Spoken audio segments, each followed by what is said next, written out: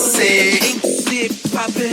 If you ain't on the prime, let them know I get the vibe. Cause I be styling on the top, styling, styling, styling, styling. You hear that bass knocking my ride. Tryna parlay when I'm wildin' out. Styling, styling, styling, styling. Many niggas know I'm good in the streets. These niggas know what I'm talking about. Styling, styling, styling,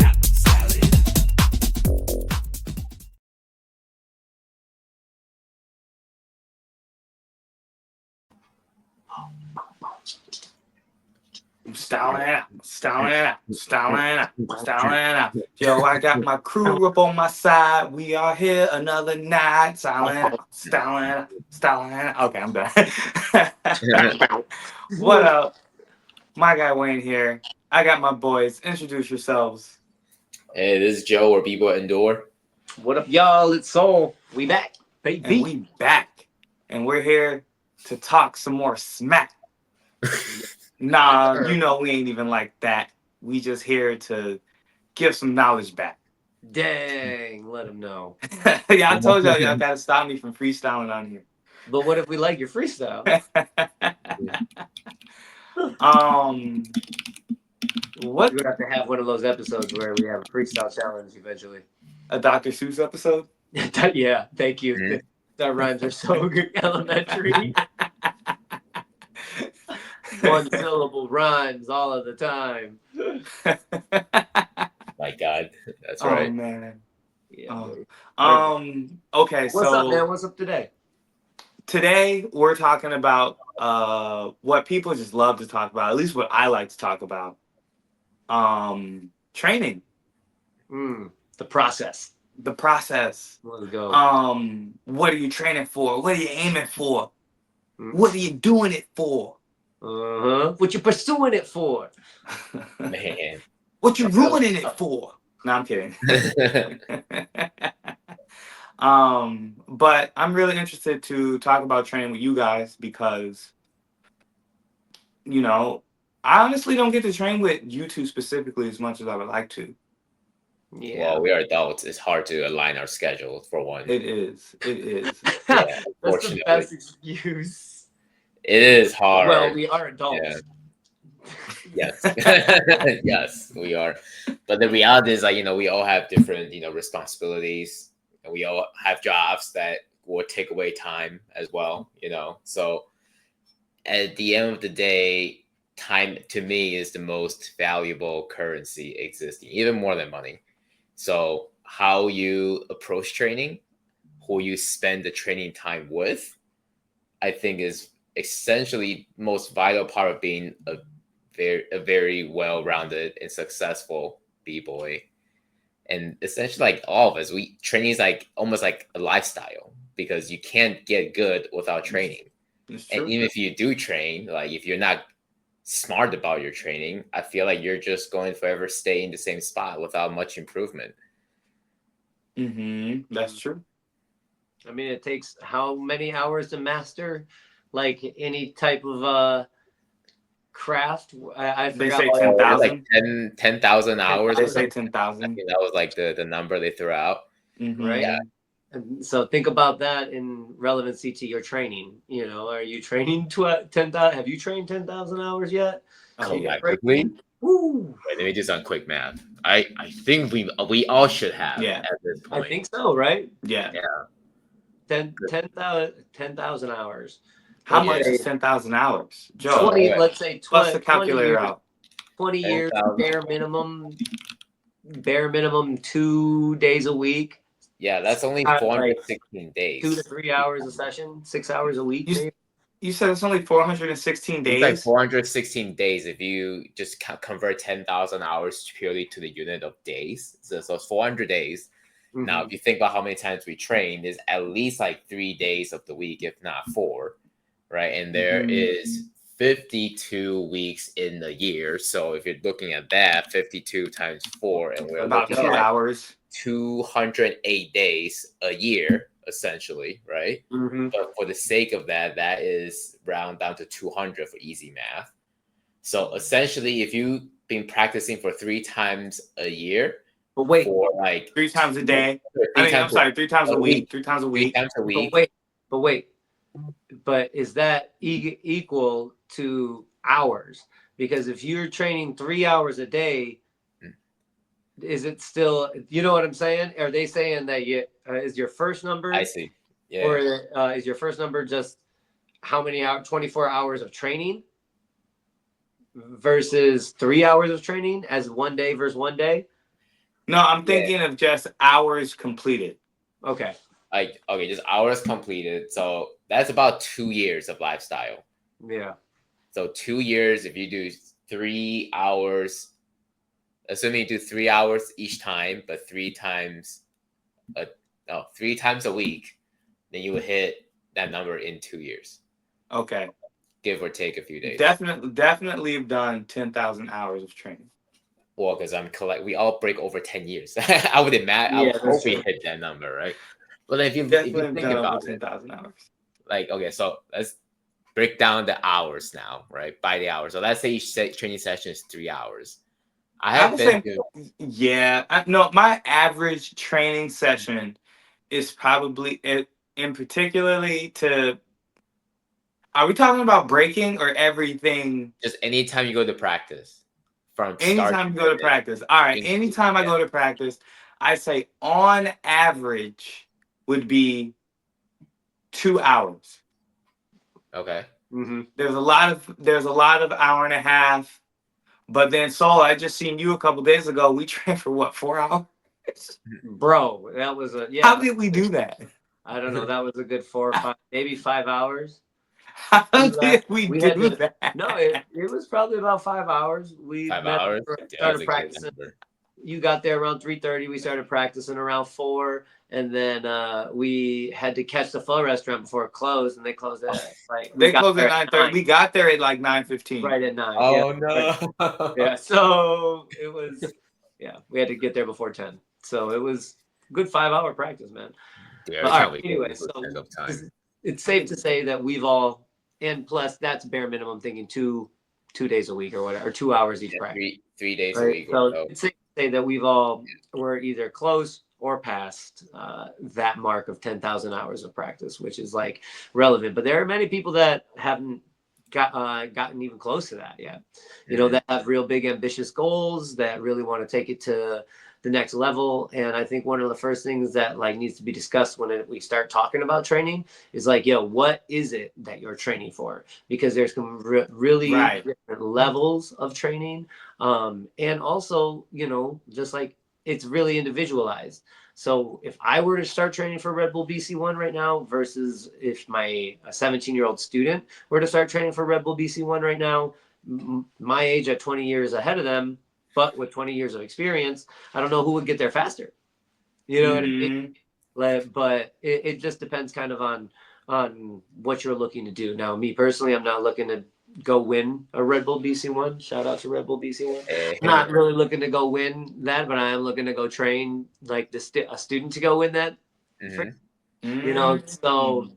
I don't know. I guess it really comes down to what is it that you're training for before you even start trying to tell somebody like how or why or That's right. what is it that you're practicing or training for, you know? That's right. You see, like, um, okay, so let's break this down in a few different ways, right? The best ways to approach training in terms of break.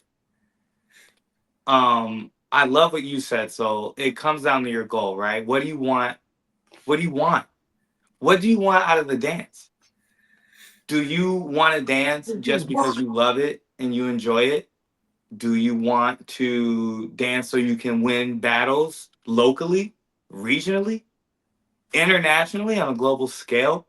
Do you want to become the best teacher? Do you want to become the best performer? Are you not even interested in battling? Do you just want to cipher, and keep your sunglasses and hood on and be a no name? Um, what do you want out of the dance? I think if you know what you want to accomplish, if you know what your goal is, then that will directly affect the best way for you to train. If you want to be a teacher, I think the best way for you to train is to be really clean with the fundamentals. Um, know your you got to know your moves, and you got to know the history of your moves. You got to train your knowledge just as much as you got to train your body. If you want to compete, if you want to battle, now you're gonna start getting me into my career mode. Fitness coaching, personal training.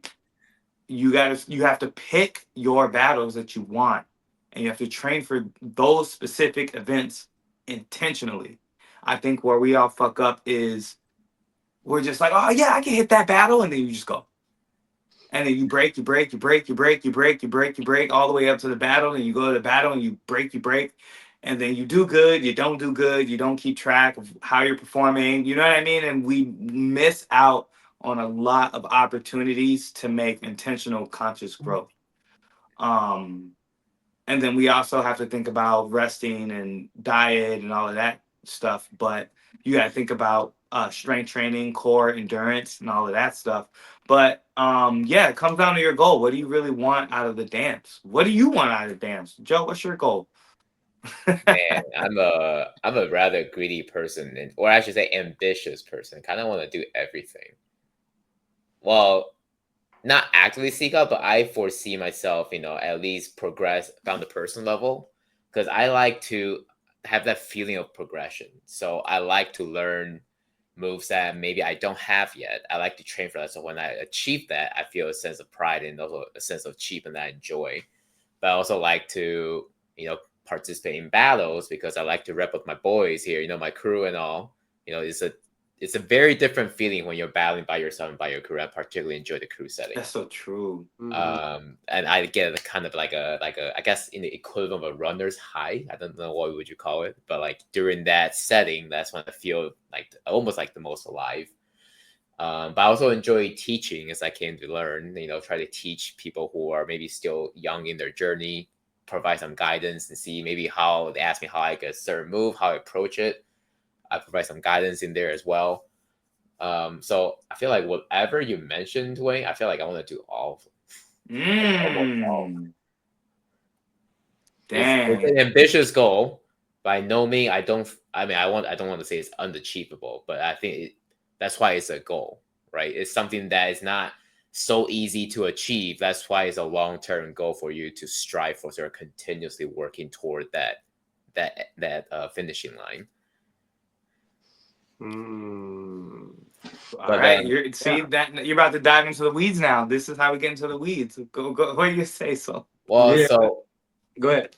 sorry, I was gonna say, so like for people who maybe have at least like an intermediate level, or maybe they have exposed to dance for maybe like a year or so during that time, they may by then have an idea of what kind of goal they have.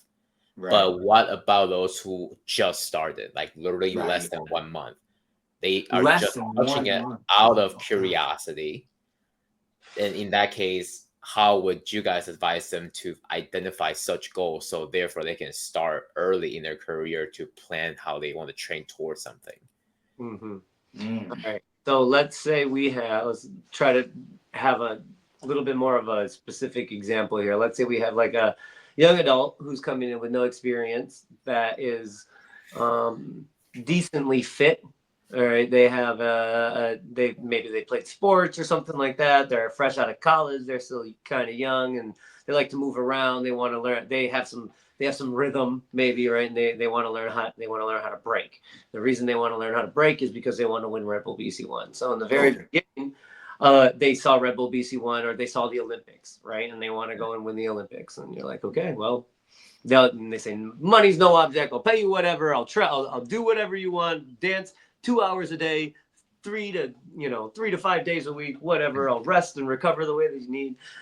Okay, so we're gonna get you started off. Wow, what a perfect case study, and that never happens, by the way. Of course, never. Let's just say, in this best case scenario, In a perfect world that I could control. Right. Okay, or like look. All right, maybe that's real. Maybe that's a far reach. No, But I love it. Keep it. Let's just say that's what they want. Keep to do. it, keep it, Very keep it. first thing, like you said, Wayne, is you gotta teach them the foundations. right? And you got to get you really have to start understanding like the nuances and smart points of like their bodies, of like, okay, which arm are they more dominant to stab on, which way are they doing their power moves, you know, like basic things like that. And then kind of push them to be able to do the opposite too, because you want to be able to do everything both ways, you know, especially when you're first beginning. And if you want to get high level, if you and you want to get high level quick, you need to get used to doing everything both ways right away. I think that's one of the best and biggest suggestions that I could give, because many people will completely neglect like half of their body, right? And they Mm-hmm. won't be able to do free stacks or power moves or anything the opposite way, just because they've never attempted to do it on the other side of their body. So Mm-hmm. I think that's one really, really important thing. And then you get into, you know, the the training of like, okay, you as a dancer need to be able to develop a style based off of the fundamentals that you like gravitate towards, you know. And so I think that's what I would push my students in first. So you pick your fit. I would have that look like you pick your moves that you really like, that are kind of relatively easy, and then let's find an approach for you to connect things, change things, and drill things, right? Mm. Like you gotta kind of start with the fundamental of the move, and then you owe it as an artist to be able to not just keep that as just the move. You have to develop something off of that move, right? That's like how breakers flip a move, or however you want to call it, right? You owe it as an artist, so to pay homage to the person that created Yeah. it by changing it and varying it, remixing it, right? And then you Mm-hmm. need to like make sure that you can repeat that enough so you get it down into your body so it becomes muscle memory. That's Not right. think about it, but it becomes muscle memory, so you don't longer have to think about it. So then you can start consciously putting it to rhythm. And when you can start Right. consciously putting it to rhythm, that's when it really all kind of becomes a dance, right? And so for me, that's kind of the way I would begin them, and I would have them repeating that either in their like in like the way that we do our classes, it could, or in the way that they need to practice on their own. Like it could be really regimented, just for the beginning, right? But then, like Joe, what you were saying, the other part of it is you have to be able to share, because like there's so much more nuances within the dance that you have to be able to do and have Yeah. to be able to understand if you want to make it that far. And you Mm. have to go through all of these things in order to be You able have to do to. it, you know. So then it's like, you know, you got to start inviting them to open sessions, and they need to come start ciphering, they need to get open in the cipher, they need to take criticism, all this other kind of stuff, and Mm. go through that whole process too. But Yep. the very beginning, I think that's what it is. I think it's like you said, Wayne, pick the fundamentals and then go through the artistic approaches and hip hop approaches that kind of umbrella the fundamentals of what the dance is, and then that's how they kind of will develop their style, their character, and it kind of goes from there, you know. And you have to just repeat it and learn as much as you can, as many moves as you can, Yeah. and you Yep. know, Yep. I agree. rinse and repeat, you Um, know. in your case study of this person that wants to win Red Bull, they seen it on TV, they love it, they love it. They feel like they have the capability to do it. Now they want to try it. You're starting them off right. You're teaching them both ways. You're getting their whole entire body used to complex movement, Mm-hmm. right? Like we know from a breaking point of view that learning everything both ways is one of the most advantageous things you can do in the beginning of your breaking career. That's going to open you up to limitless move sets and vocabulary download as that experience comes in.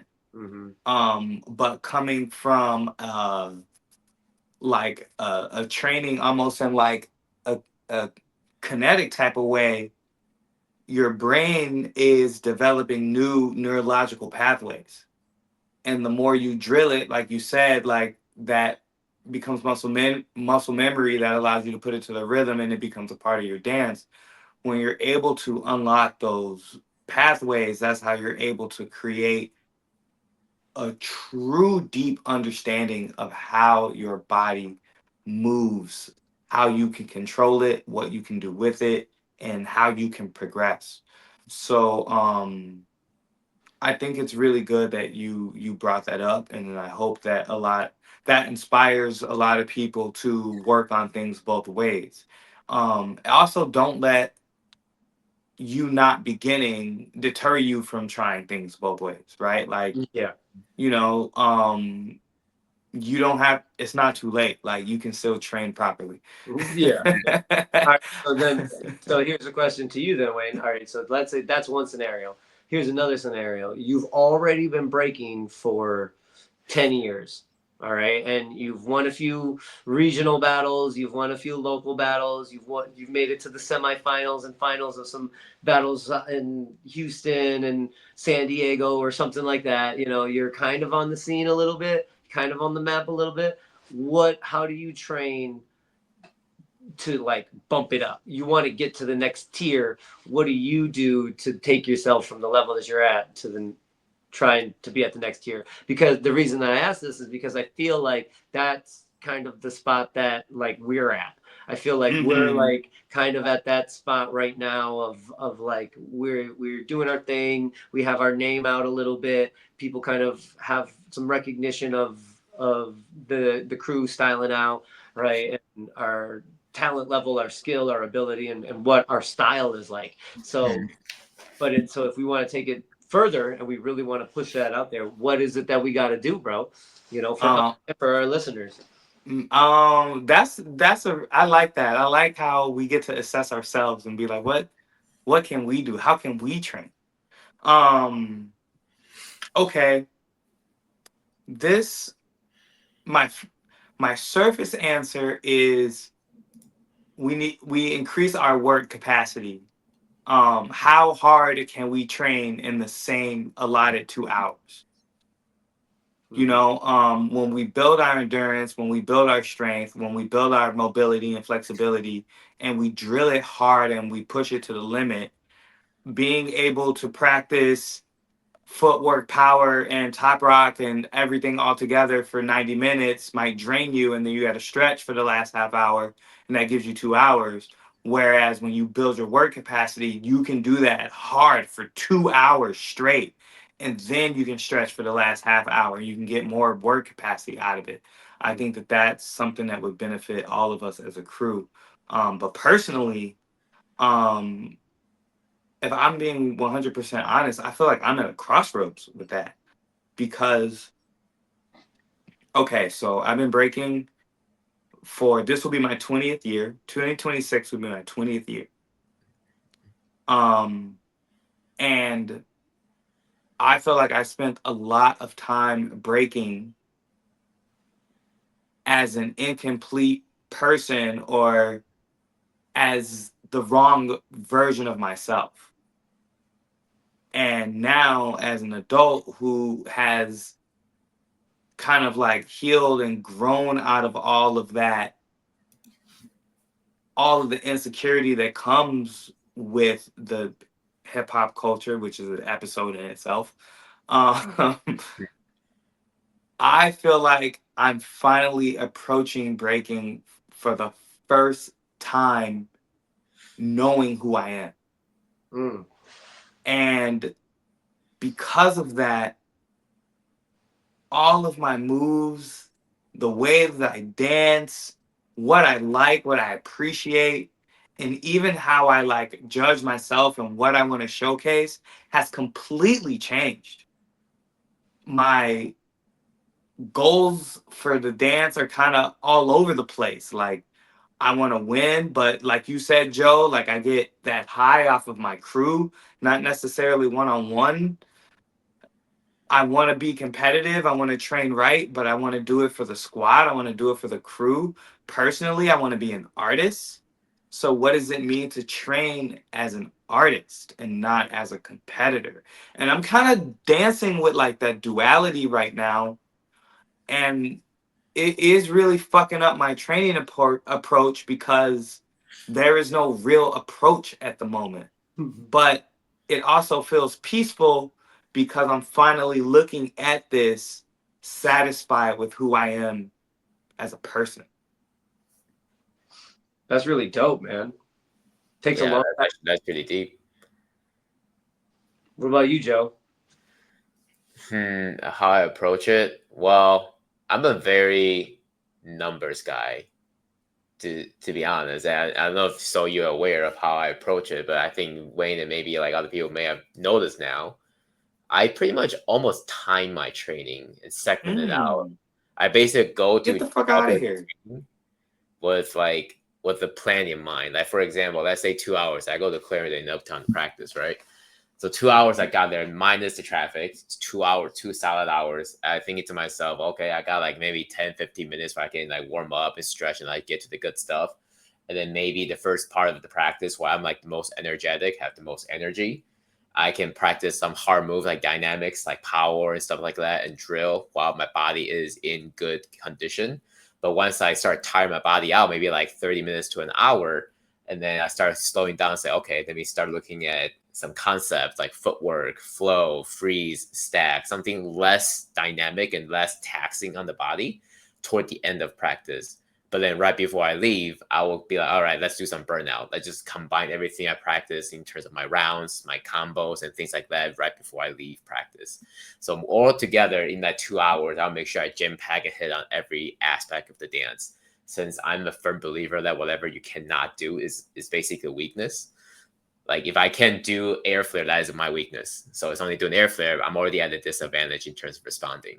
If somebody pull out like a dope ass like flow, like footwork combo that I don't have any similar concept to respond with, that's a weakness on my part too. So I make sure that whatever I do, I hit on every aspect of the dance to be as well rounded as I possibly can. Does that make sense? There's not an ounce of ADD in your fucking brain. Do you know that? You are the most I mean, I efficient do. person I've ever met in my life, dude. I say this all the time. Oh my god, you're right, dude. That I don't. There's nothing I can say to that. All right. Well, okay. Let me ask you this. So do you do that? You do that every practice? Pretty much, yeah. You have fun doing that? Kind of, because I have a sense of progression. You Because see, to me, I Peace, love, enjoy that unity, and progression. having fun. Yes. And I do think there's okay, so there is a part where there'll be like a low season, right? Like maybe I feel like I'm stuck, for example. But overall, I know that if I am persistent and committed and disciplined in my approach, over time it will yield result. And the reason I thought of that is because I forgot who said this, but there's a quote that stuck to me. It pretty much became like almost my personal philosophy. Is that you want to be ordinary for an extraordinary amount of time in order to become good at something. So I don't necessarily need to be an S tier B boy, but maybe only for like a year and I fall off. Instead, I want to make sure I'm at least at like a B rank or an A rank, but maybe for a long period of time where I build up my skill set, build up my arsenal, condition my body right. And then overall, I will probably come out a winner. And that's how like I approach even outside of dance, how I approach like work, how I approach like almost anything in life. you play the long game. Yeah, because I mean, like longevity. If you enjoy something naturally, I want to do it for as long as I possibly can. Right? I don't want to only like do it for like 2 years and end up hating it, and then I'll probably end up regretting the amount of time I spent in the past 2 years getting good at something. That's right. That's passion versus purpose.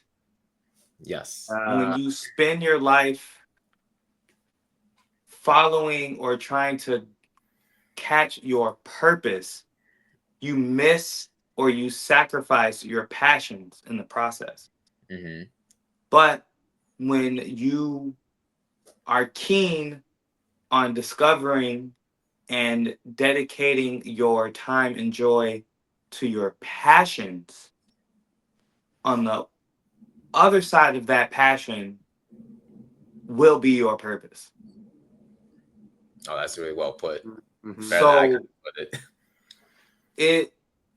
I also am very, you can call it bias, whatever, I don't care. But I lean towards that, as you call it, personal philosophy really strong, because I do believe that I too have no real goal of being the number one, and it goes back to our goals, like what do you want out of dance, right? I don't really have a goal of being the number one b-boy in the world. I don't really need to be the number one of anything. That's not really my goal. But if I am amongst the top 16 or the top 32, no matter what city, state, country, region I go to, then I know that I'm going to have as much fun as I possibly can at that jam, Nice. you know? And that serves my passion for all of this. So I think in turn, dude, you helped me kind of like locking on my goal a little bit just now. Oh, I'm glad I can help. Let's go. You got to keep people like Joe Kang around y'all. Y'all don't understand, dude. I mean, That's why I talk to this fool. I feel like the only thing I'm maybe a little bit more locked in on is being goal oriented. Like that's like the only thing I'm probably a little bit more focused on. Because to me, I feel like I said, like time is such a valuable currency. So if I choose to spend time into something, it better make sure either one, I really enjoy it, or two, it serve a purpose. And breaking just happened to be the intersection where both of these criteria met, right? Because I really enjoy it. And I know, like, so you mentioned, like, whether I enjoy having the regiment approach, I guess, for the lack of a better term. But I did mention that there will be low seasons where I feel like I'm stuck and I'm not progressing, right? But then it's that time where you draw into your journey and experience and look back, be like, hey, I've been here before, and so far this methodology has not failed me in surpassing that or hit through that wall I'm stuck in. So I just trust the process because I witnessed that process working out for me. So I just kind of went through with it. And even if I don't feel like it, and that's where like the discipline part comes in. That's right. Because like a lot of people, even at public practice, you notice they practice the same thing over and over again, hardly doing things that that's not outside of their comfort zone. But at the same time, I noticed that if you don't try things out of your comfort zone, you're just going to keep doing the old moves over again. Then you're never going to progress. So you just have to get comfortable at being uncomfortable until that uncomfortable level becomes normal for you. And that's essentially how, like, that's how I think anyone should learn power move. Like, nobody is born out of their mama's womb and be like, I'm going to do a windmill, I'm going to do an air flare, right? It's not a natural way our body is designed to move, but we have to learn that skill one way or another by either breaking it down and then learn it in the first few tries. If not first few months, it's going to be very awkward until you draw it to the point where you are able to do it like second nature, right? Muscle memory. Yeah, so like muscle memory, like you say, when like your body's building that synapses and that motion memory that eventually you're gonna acquire that skill. To me, that's like if you're gonna learn breaking, like whether it be fundamentals, that itself is a muscle memory you have to learn too. Fundamentals, even something that's based like handstands, for example. Most people are not, good at handstands until they actually dedicate time to learn it. You just have to go through that uncomfortable phase until it becomes comfortable. Then you move on to the next uncomfortable thing because you're not going to just stop there, right? There are so many b-boys and b-girls out there with terrible handstands, bro. I'll tell you, there's so many cats out there with terrible handstands, man. It's true. I feel like you guys are speaking a lot to like the the psychology behind the breaking, and not really the training. That's true. But like, yeah. But so now, okay. So for me, with the psychology behind it, is like I gotta have fun, right? And that's why I'm the opposite of what Joe is.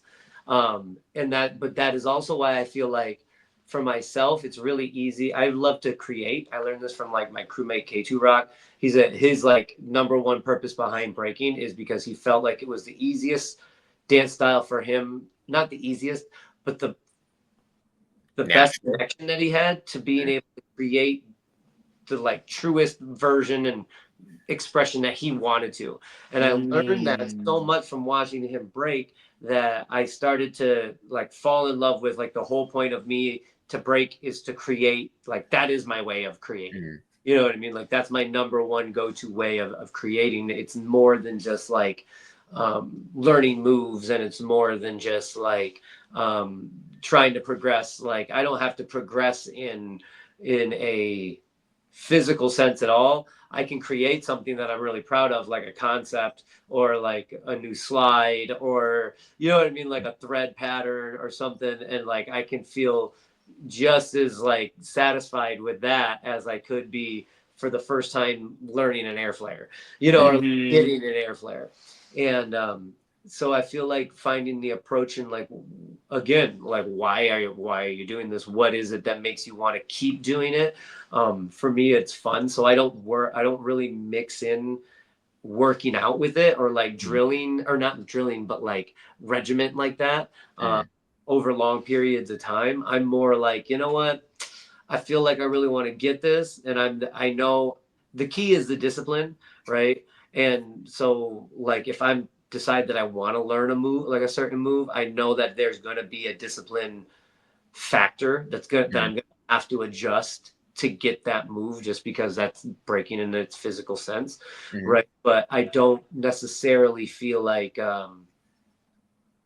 that for me, like that's the number one way for me to progress, you Yeah. know, Mm-hmm. because I feel like I like to progress in like in this way, and then at the same time when I feel like I'm stuck, I'm gonna go and progress this way, like this Yeah. totally alternate way, something in breaking, because there's always something in breaking that you can that like is a struggle for you. Like Mhm. That's there's true. no breaker that can do like that literally can do everything. I mean, Phil and Victor and some of these guys are pretty close. There are some breakers out there that are pretty close, but even then, like there's some things that like I'm trying to I think of bet there's stuff that opposite they don't like Victor. training. Well, like there's some stuff that rubber legs can do that Victor and Phil can never do. Right. Yeah.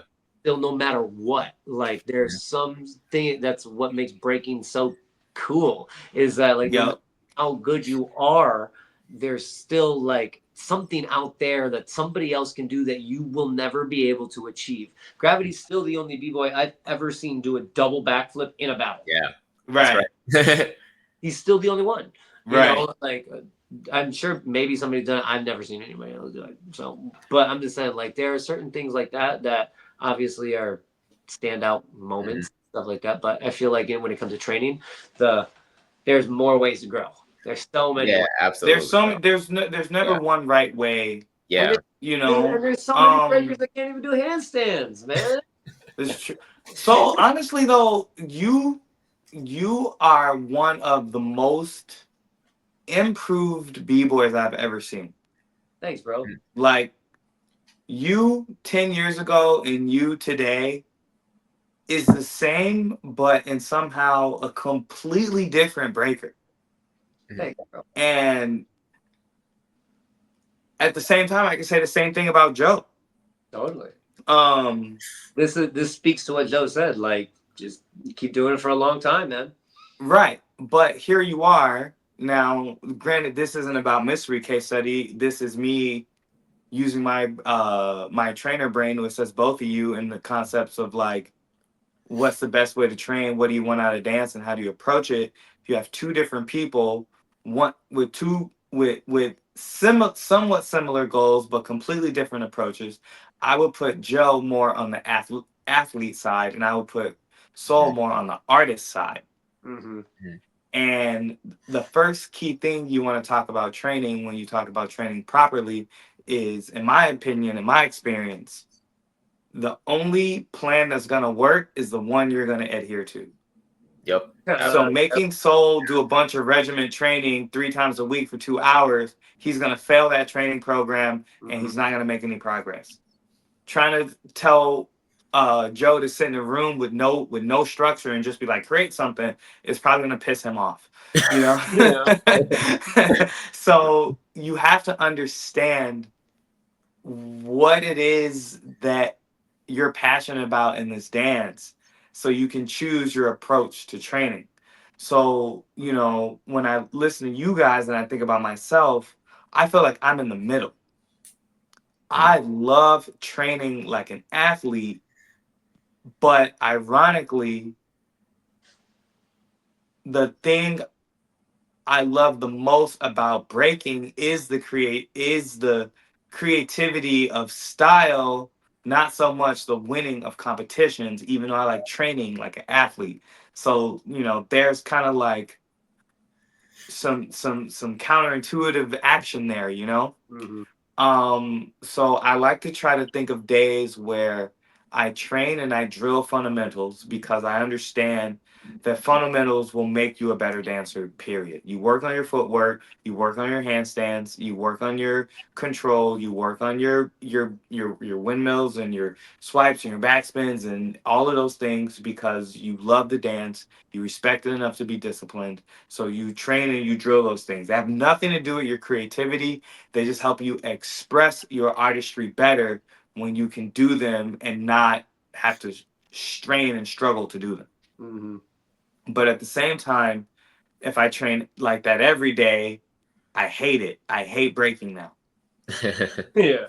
So I have to go to new places. I have to drive to Indiana and go train with you and get a different vibe. I have to, go find ways to make it fun for me because that inspires my creativity.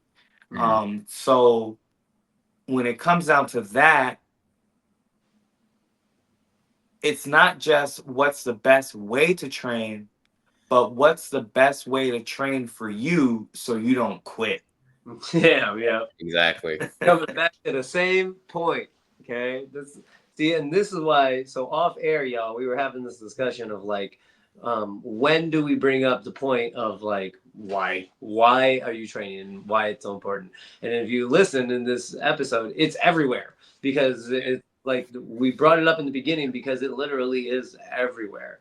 I think Mhm. it's the most important question that it comes down to it when you're asking yourself what is it that you want to do with this dance, and that's going to go and create the entire path for your journey. And it can change. It's going to change. It's going to Yeah. vary. It's going to ramp up when you want to ramp up. It's going to slow down when life makes you slow down. Yeah. Oftentimes, doing something that you love, you don't want to stop it, and the only reason that you do is because unforeseen circumstances get in your way. Life gets in your way. Things get in your way. Right. So Hmm. I don't know, man. I think that's a long-winded way of saying like people just think about why do you train? Why Why Mhm. like why do you train and what do you want out of this dance? mhm. Mhm. And based on what you want out of the dance, do your habits and your training uh does your habits and training discipline actually get you closer to that goal? Look at yourself and ask yourself, and what I'm doing today and what I'm doing every day, am I getting closer and closer to what I want out of this dance? If not, go train. I mean, Word. that's one way to do it. Yes, sir. Word, y'all. Well, I think this is probably a topic we will revisit because again, we didn't even really dive into like the physical aspect of this. This was Yeah, way more of a I don't think we really helped anybody no, with but maybe we did. Maybe that. we did. I If would you like to listen to think us we did. ramble for long, thank you so much, y'all. You guys already know where to follow us, like, subscribe, do all that good stuff. Okay, for my guy Ndure over there and my man Wayne down there. I'm Soul. We're styling out. See you later. All Peace. right. Peace.